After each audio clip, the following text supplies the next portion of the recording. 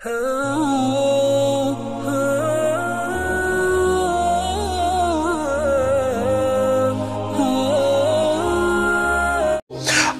अलैकुम दोस्तों, कैसे हो?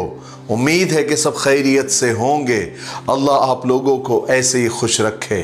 सरकार दो आलम सल्लल्लाहु अलैहि वसल्लम की पूरी ज़िंदगी पर बनने वाली वीडियो सीरीज़ जिसका नाम मोहम्मद सब के लिए है सल्लल्लाहु अलैहि वसल्लम, ये उसका 67वां हिस्सा यानी पार्ट 67 है। थोड़ा हम रिकैप कर लेते हैं कि हमने 66वें हिस्से में क्या सुना। हमने 66वें हिस्से में सुना कि किस तरह आप सल्लल्लाहु अलैहि वसल्लम ने सुलह हुदैबिया के अगले साल अपने उम्रे की क़ज़ा की और इत्मीनान से उम्रा करके कुर्बानी करके आप आराम से मदीना वापस तशरीफ़ ले आए। अब हम आगे बढ़ रहे हैं फ़तेह मक्का की तरफ, लेकिन उससे पहले फ़तेह मक्का क्यों और कैसे हुआ पहले उसको जान लेते हैं। क्योंकि सुलह हुदैबिया के बिना पर जंगबंदी तय थी, फिर ऐसा क्या हुआ जिससे आपको लश्कर लेकर मक्का जाना पड़ा। चलिए आगे सुनते हैं। हुजूर पाक सल्लल्लाहु अलैहि वसल्लम ने सन 6 हिजरी में मक्का वालों से अमन का मुआहिदा किया था जिसका नाम सुलह हुदैबिया था। इस मुआहिदे में यह वादा किया गया था, यह अहद लिया गया था कि हम 10 साल तक आपस में जंग नहीं करेंगे। इस मुआहिदे में, इस सुलहनामे में, इस एग्रीमेंट में अरब के कुछ और कबीले भी शरीक थे, जैसे कबीले बनी बकर और कबीले बनु खुज़ा। कबीले बनी बकर इस एग्रीमेंट में कुरैश की तरफ से शरीक हुआ था और कबीले बनु खुज़ा मुसलमानों की तरफ से शरीक हुआ था। इस मुआहिदे में चूंकि जंग बंदी थी, मगर फिर भी कबीले बनी बकर ने गद्दारी करके बीच में ही ये मुआहिदा तोड़ दिया था। हुआ ये था कि बनी बकर बनी खुज़ा की कई पुश्तों से दुश्मनी चली आ रही थी। वो एक दूसरे के आदमियों को कत्ल करते ही रहते थे। इस मुआहिदे के बाद उन दोनों कबीलों में भी अमन हो गया था, मगर फिर एक दिन बनी बकर ने अचानक बनी खुज़ा पर हमला कर दिया और उनके बहुत सारे आदमी मार डाले। उस वक्त बनु खुज़ा का जो काफिला था वो एक चश्मे के करीब सो रहा था। बनी बकर ने उन पर शबखून मार दिया। शबखून यानी अचानक धोखे से हमला करना। इस हमले में कुरैशियों ने यानी मक्का वालों ने भी बनु बकर की मदद की और खुफिया तौर से उन्हें अपने आदमी और हथियार सप्लाई किए। इस तरह कुरैश और बनु बकर ने यानी दोनों ने मिलकर ये मुआहिदा यानी सुलह हुदैबिया को तोड़ डाला। जब बनु खुज़ा पर हमला हुआ तो वो भागकर मक्का आ गए और मक्का आकर बनु खुज़ा के लोगों ने कुरैशी सरदारों के घरों में घुसकर पनाह लेना चाही, बल्कि पनाह ली भी। बाज ने हरम में जाकर जान बचानी चाही, मगर कुरैशियों ने उनके घरों में घुस घुस कर उन्हें मारा। और कुरैश और मक्का वाले ये समझ रहे थे कि हमारी इस गद्दारी की खबर रसूल पाक सल्लल्लाहु अलैहि वसल्लम को मदीना में नहीं होगी। मगर अगले ही दिन उन्हें ये ख्याल आया कि ये बात हुजूर पाक सल्लल्लाहु अलैहि वसल्लम से छुपने वाली नहीं है और उनको पता चल जाएगा।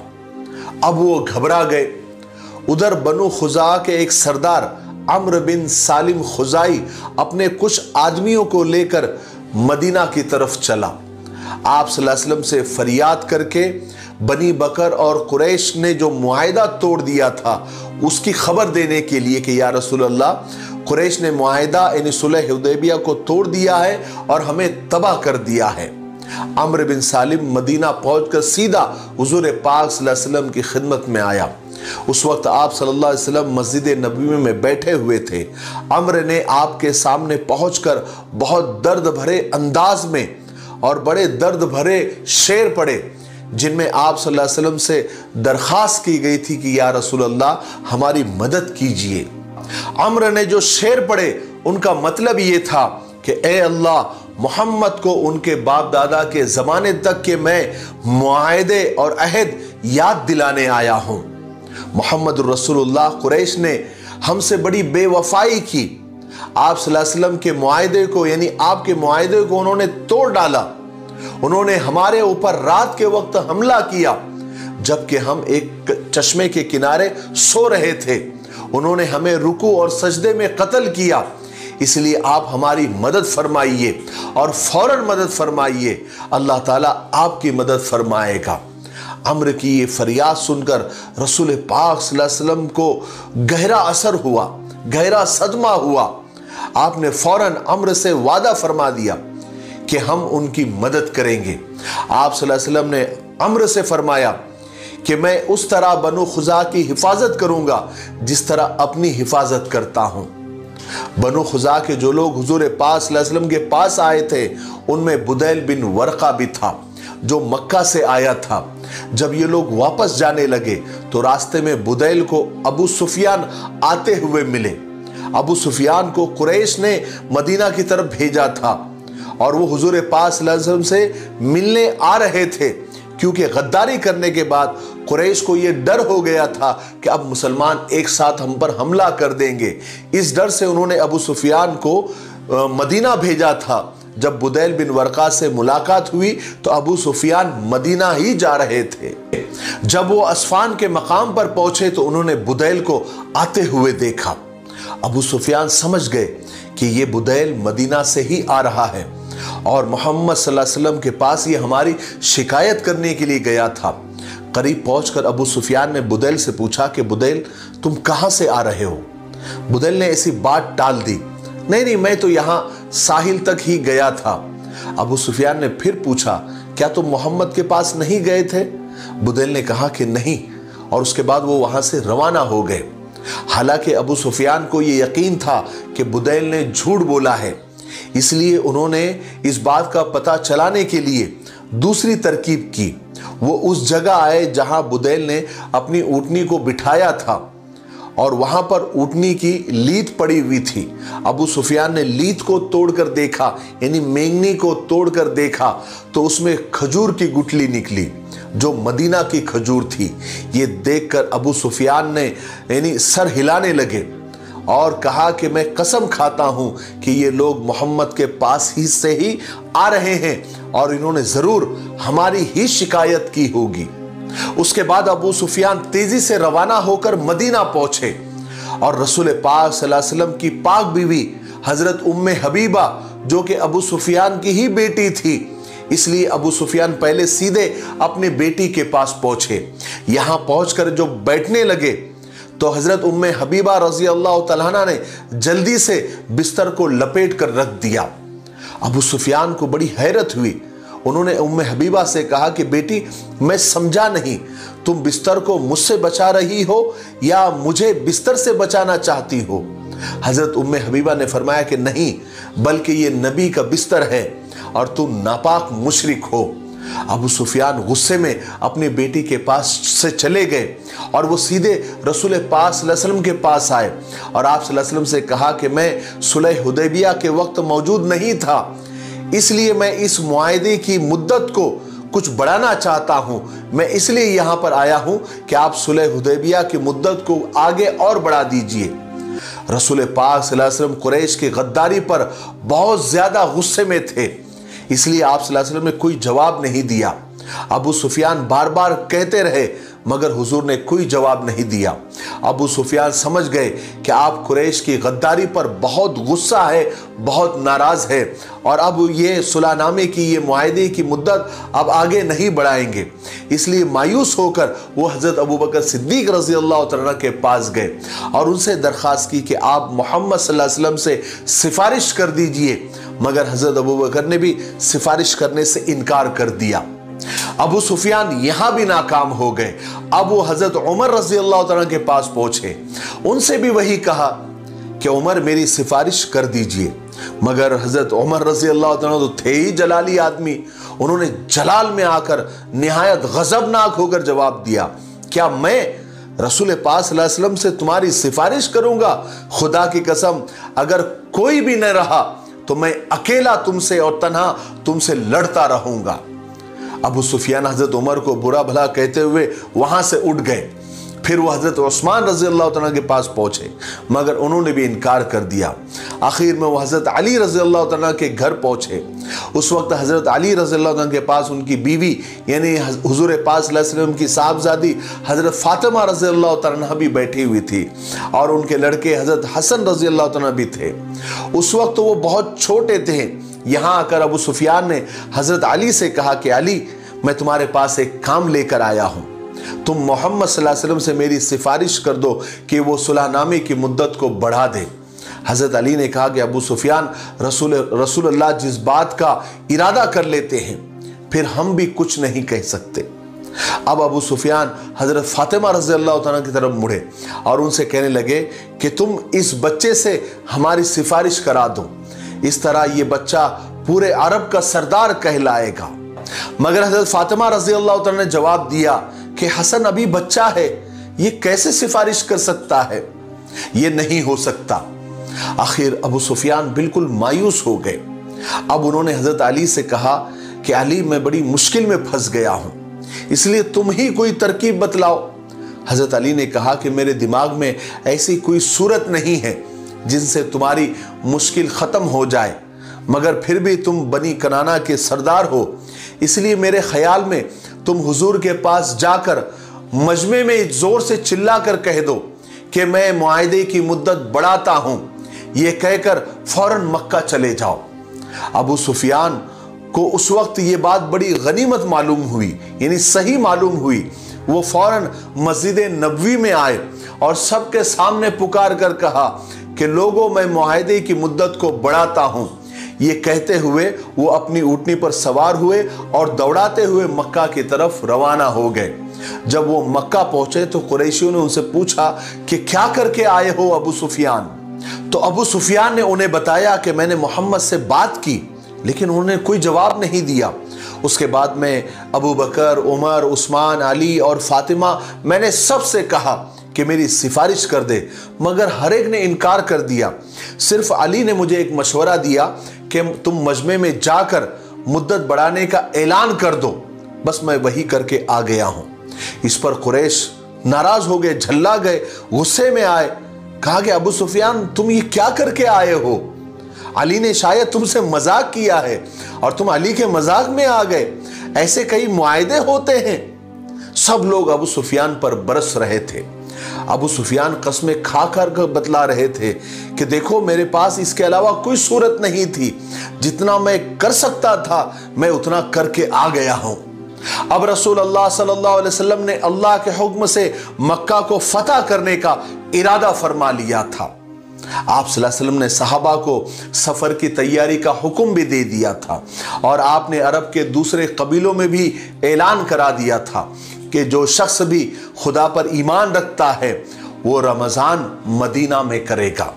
हुजूर पाक सल्लल्लाहु अलैहि वसल्लम का रमज़ान में मक्का रवाना होने का इरादा था। इस बारे में आप सल्लल्लाहु अलैहि वसल्लम ने हज़रत अबू बकर, हज़रत उमर रज़ी अल्लाह तआला से मशवरा भी कर लिया था, मगर ये सब तैयारी हुजूर पाक सल्लल्लाहु अलैहि वसल्लम ने बहुत खामोशी से की थी। आप चाहते थे कि कुरैश को मुसलमानों के रवाना होने का आखिर तक पता न चले, बल्कि जब मुसलमान मक्का पहुंच जाए तो कुरैश को और मक्का वालों को अचानक खबर हो। इसलिए आप सल्लल्लाहु अलैहि वसल्लम ने दुआ फरमाई कि या अल्लाह, कुरैश के जासूसों को अंधा और बहरा कर दे, ताकि उनको अचानक ही हमारे बारे में पता चले और अचानक ही वो हमें देखे। हुजूर पाक सल्लल्लाहु अलैहि वसल्लम ने मक्का के मुख्तलिफ रास्तों में मुसलमानों के जासूस बिठा दिए, ताकि अगर कोई मशकूक यानी जिस पर शक जाए ऐसा कोई आदमी नजर आए तो उसको रोक सके। इस तरह मदीना में चुपके चुपके मक्का को फतेह करने की तैयारियां होती रही और कुरैश को इसका पता तक नहीं हो सका। जब सारी तैयारियां मुकम्मल हो गई तो एक रोज अचानक हुजूर पाक सल्लल्लाहु अलैहि वसल्लम ने हजरत अली रजी अल्लाह तआला और हजरत जुबैर बिन अवाम रजी अल्लाह तआला को बुलाया और उनसे फरमाया कि फला जगह पहुंचकर एक औरत को पकड़ो, उसके पास तुम्हें एक खत मिलेगा, उससे छीनकर वो खत यहाँ लेकर आओ। ये खत असल में कुरैश के नाम था जो एक मुसलमान सहाबी ने हजरत हातिब बिन अबी बलता ने लिखा था, जो वो औरत लेकर मक्का जा रही थी।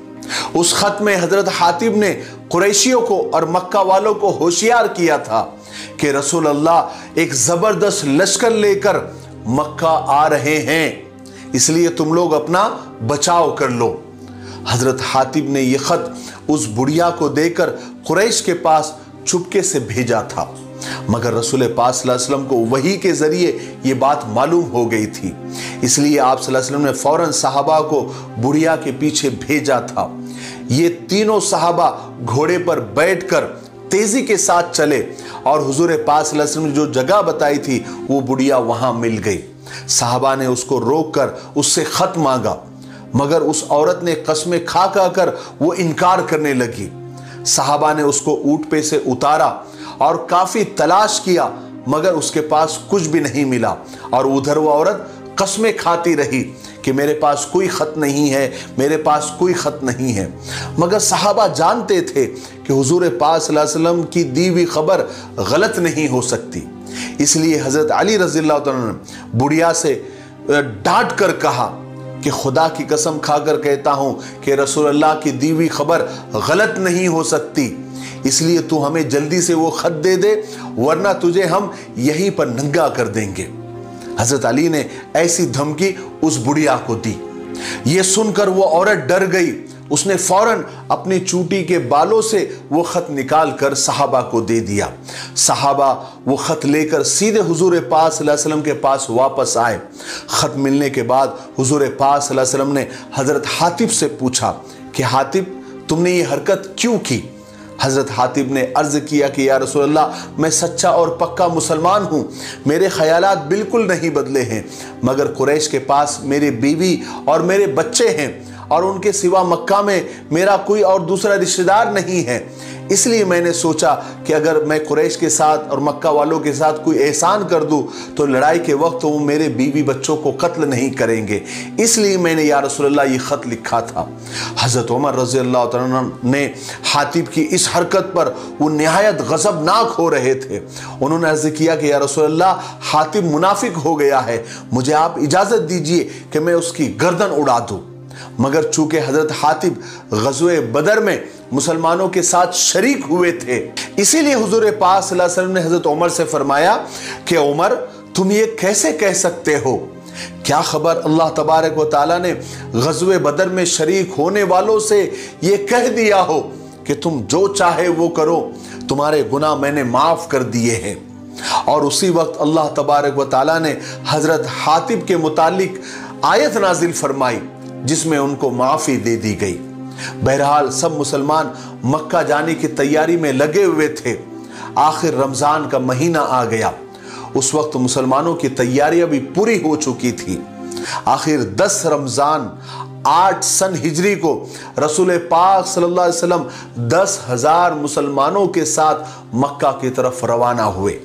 इस दफ़ा अज़वाज मुतहरात में से यानी आपकी बीवियों में से हज़रत मैमुना और हज़रत उम्मे सलमा रज़ियल्लाहु तआला आपके साथ थी।